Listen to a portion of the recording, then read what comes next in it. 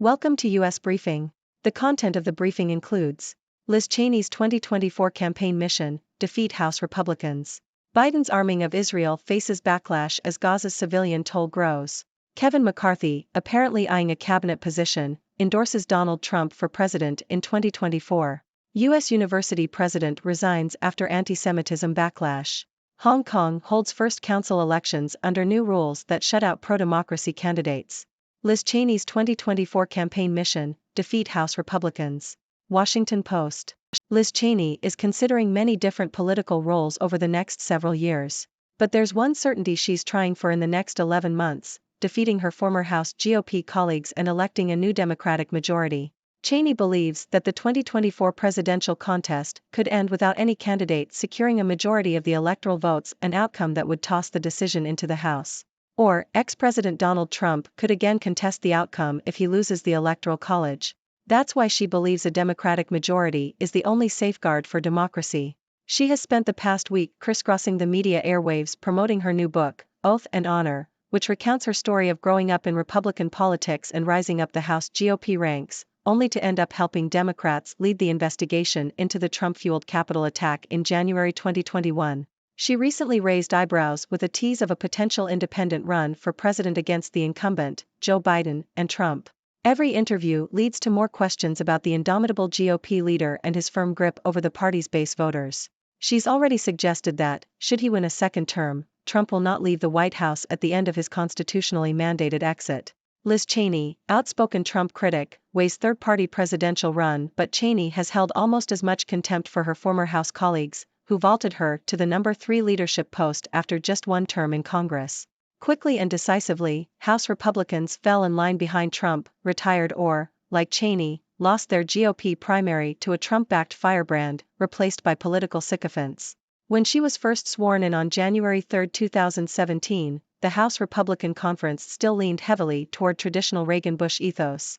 Speaker Paul D. Ryan, Republican Wisconsin, led the House, and its top committee chairs came from the old establishment, like Representatives Greg Walden, Republican Oregon, at Energy and Commerce, Kevin Brady, Republican Texas, at Ways and Means, and Mac Thornberry, Republican Texas, at Armed Services.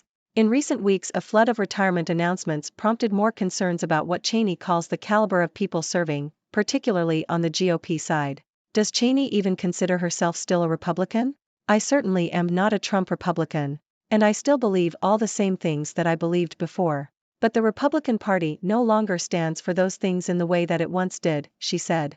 Fixing the GOP, whether it's working from within to reclaim its Reagan-Bush roots, or breaking off to form a new party, is a post-24 cycle matter, according to Cheney. For now, she's focused on key House races for next year. Her leadership PAC, The Great Task, had $3.2 million on hand as of its last federal filing, but Cheney can now also raise unlimited sums for her efforts, freed from House ethics rules. As Cheney and others ponder independent presidential bids, the chances grow that some third-party contender could win a state or two and deny any candidate the bare minimum of 270 electoral votes needed to secure the presidency. Or, in 2020, had Trump won Arizona, Georgia, and Wisconsin, each of which he lost by less than 1 percentage point, he and Biden would have tied at exactly 269 votes and the House would have settled the race. In these scenarios, the House would vote state by state, with each state counting as one vote. So Cheney's Wyoming, with less than 600,000 residents and one lone representative, Representative Harriet M. Hageman, R., who defeated Cheney last year, would probably cast its one vote for Trump. California, with roughly 39 million residents, would probably cast its one vote for Biden based on its 40-12 split for Democrats in its delegation. It's really going to matter who is in the majority, Cheney said. And it's going to matter a lot who has the majority in each state. After the 2022 elections, Republicans held a majority in 26 delegations, Democrats in 22, and 2, Minnesota and North Carolina, were tied. Cheney campaigned in person last year for Representative Elissa Slotkin, Democrat Michigan, and endorsed Representative Abigail Spanberger, Democrat Virginia, each of whom won close races and have backgrounds in national security like Cheney. Slotkin is running for Senate next year, while Spanberger runs for Virginia governor in 2025, so expect to see Cheney stumping for the nominees to succeed them in the House to help keep the Democrats' one-seat edge in the delegations from Michigan and Virginia. Flipping one currently GOP majority state to either a tie or the Democratic column might leave Trump's path to power short-circuited, because Republicans would hold just 25 majorities and a candidate must win 26 states to claim the Oval Office. All of this might seem like preparing for a worst-case scenario that is very unlikely to come. The House last decided a presidential contest 200 years ago. But ever since January 6, 2021, Cheney leaves nothing to chance. She still despises most Democratic policies. What's happening at the border is really irresponsible, but her foremost focus is blocking Trump. And Trump's recent words and actions as the GOP frontrunner, embracing authoritarian rhetoric and dire warnings about how he'd govern in a second term, added to her cause. It's not a choice that anyone would ever wish to have. But we can survive bad policy. We can't survive a leader who's going to torch the Constitution, Cheney said. In early 2020, she had a chance to run for an open Senate seat, from which she would have had a 6-year term and still be in the arena.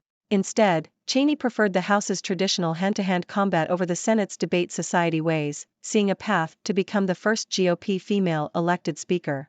Her true calling was to sacrifice her career in her pursuit of defeating Trump. And I think that was exactly the right place for me to be, she said.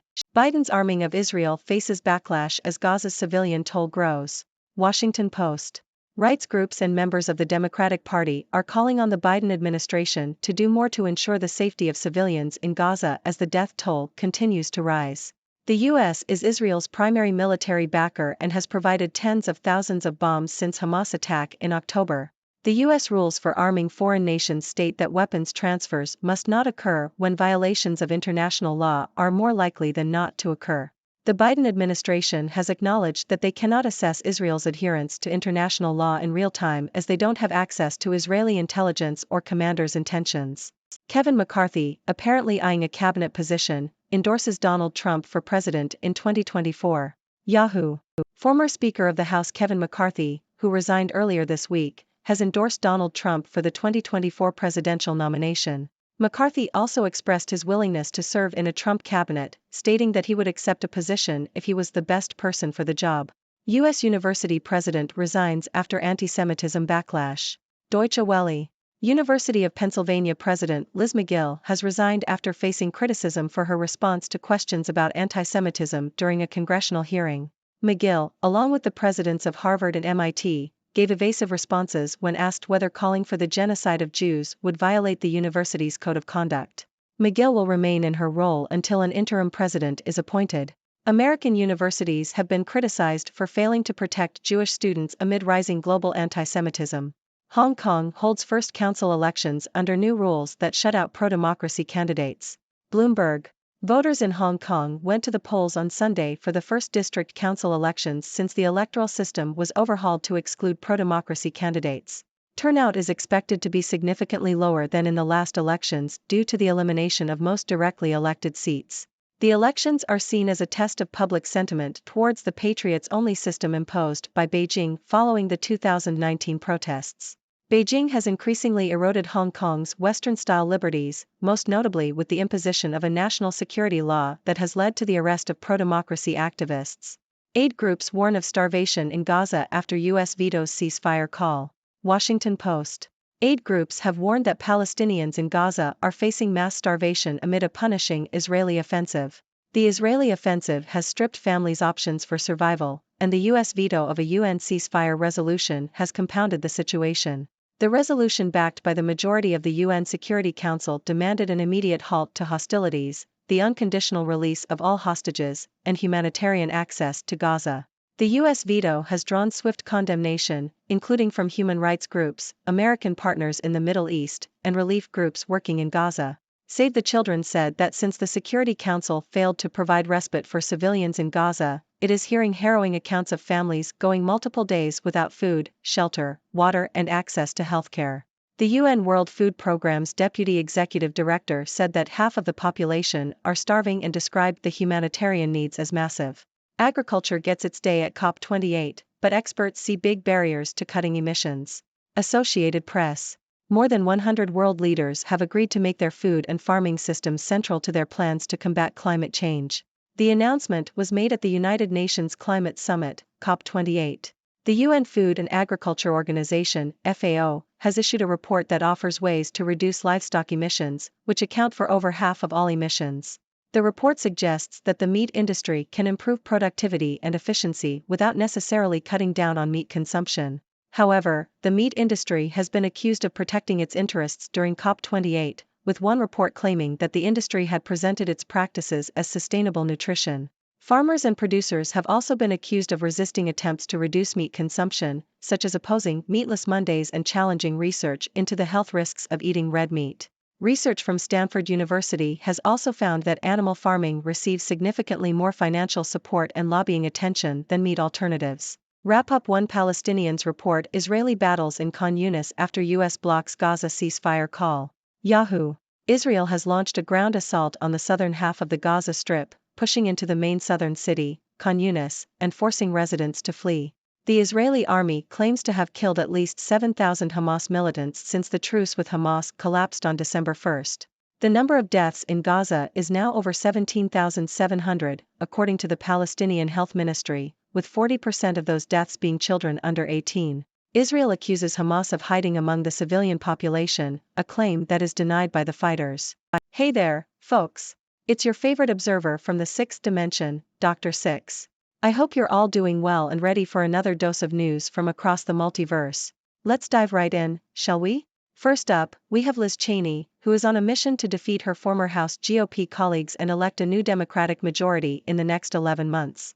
She believes that a Democratic majority is the only safeguard for democracy, especially if the 2024 presidential contest ends without a clear winner. Cheney has been making waves with a potential independent run for president and has been vocal in her criticism of both Trump and her former Republican colleagues. It'll be interesting to see how this plays out, but one thing's for sure, Cheney is not holding back. Next, we have the backlash faced by the Biden administration over its arming of Israel, as the civilian toll in Gaza continues to rise. Rights groups and members of the Democratic Party are urging the administration to do more to protect civilians in Gaza. The U.S. is Israel's primary military backer, and the Biden administration has acknowledged that it cannot assess Israel's adherence to international law in real time. This is definitely a sticky situation for the Biden administration, and it remains to be seen how they will respond to these calls for action. In other news, former Speaker of the House Kevin McCarthy has endorsed Donald Trump for the 2024 presidential nomination and expressed his willingness to serve in a Trump cabinet. McCarthy, who resigned earlier this week, clearly sees a future with Trump at the helm and believes he is the best person for the job. Well, I guess we can say goodbye to any hopes of a Trump-free future in the GOP. Moving on, we have the resignation of University of Pennsylvania President Liz McGill following backlash over her response to questions about anti-Semitism. McGill, along with the presidents of Harvard and MIT, faced criticism for their evasive responses when asked about calling for the genocide of Jews. It's a troubling situation, and it highlights the need for universities to take a stronger stance against anti-Semitism and protect Jewish students. Shifting gears to Hong Kong, we have the first district council elections under the new rules that shut out pro-democracy candidates. Turnout is expected to be significantly lower due to the elimination of most directly elected seats. These elections are seen as a test of public sentiment towards Beijing's imposed patriots-only system. It's a sad state of affairs for democracy in Hong Kong, and it's disheartening to see the erosion of Western-style liberties in the region. Lastly, aid groups are warning of mass starvation in Gaza after the U.S. vetoed a UN ceasefire resolution. The Israeli offensive has left families with limited options for survival, and the U.S. veto has compounded the humanitarian crisis. The situation in Gaza is dire, and it's heartbreaking to think of the innocent lives caught in the crossfire. Well, folks, that's all the news I have for you today.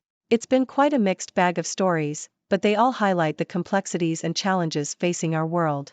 As always, I encourage you to share your thoughts and join the discussion. What are your thoughts on Liz Cheney's mission, the Biden administration's role in the Israeli-Palestinian conflict, or any of the other stories we covered today? I'm all ears. Until next time, stay curious and keep exploring the infinite dimensions of news. Take care and see you soon. Dr. Six out. Thank you for tuning in. The content above showcases the latest briefing reports and analytical synopses, thoughtfully curated by the Six Do team. These insights stem from a wide array of reputable media outlets, think tanks, government sources, and specialized experts worldwide. We encourage you to explore these sources for a comprehensive perspective. Keep in mind that while the content may not always align with the official standpoint of Six Do Brief, it's not meant to be taken as absolute directives for decision-making. Comprising seasoned media professionals, learned scholars, and accomplished scientists, the 6Do team embodies a trailblazing, fully independent media entity. To customize 6Do Brief to meet your professional needs, you have the option to subscribe to a diverse array of briefings on our website, 6dobrief.com. Regardless of your location, you can conveniently receive 6Do Brief via email.